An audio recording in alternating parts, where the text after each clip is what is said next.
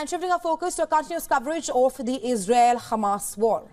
Well, the Gaza health officials report that dozens have been killed in an Israeli strike as the focus on Israel's war against Hamas militants shifts to the besieged territories south. Israel's relentless air and ground offensive has left much of Gaza in ruins and killed over 20,000 people, mostly women and children. The health ministry in Hamas-run Gaza said that at least 70 people have been killed in an Israeli airstrike that hit a number of houses in a refugee camp. The ministry said that the strike destroyed houses in Al-Maghazi camp in the center of the Palestinian territory. Israeli Prime Minister Benjamin Netanyahu said that the war was exacting a heavy price as the toll of soldiers killed in fighting with Hamas militants mounted to 154.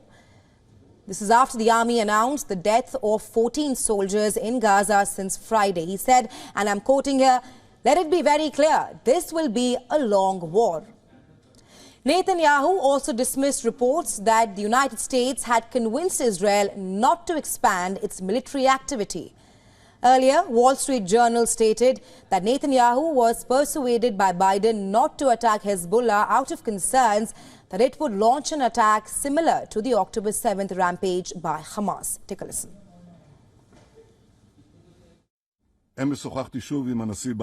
I told President Biden yesterday that we will fight until a complete victory, however long it takes.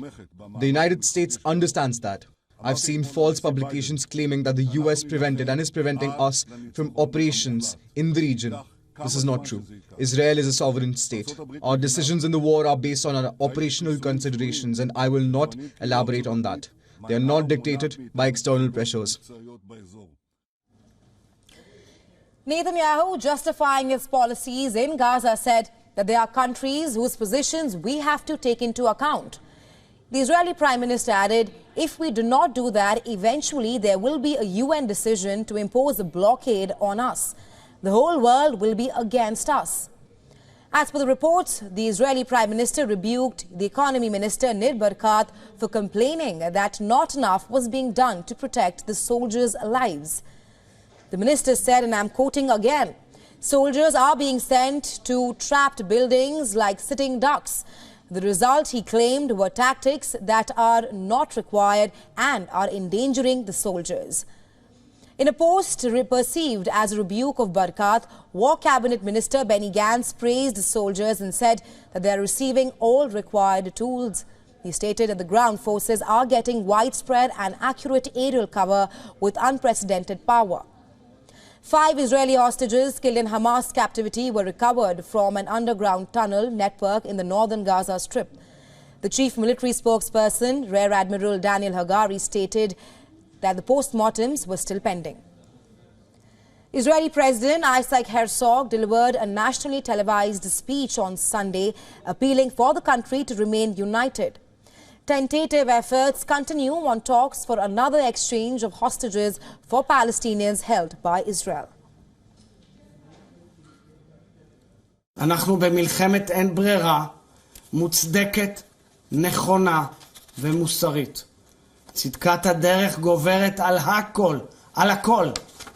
זה רגע מבחן, לא נשברים, לא ממצמצים, מוחים דמעה וממשיכים.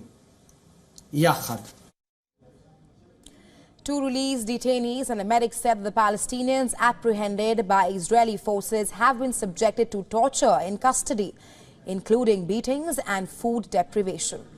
The Israeli army, however, rejected the claims, saying that the detainees are treated in accordance with the international law. Take a listen.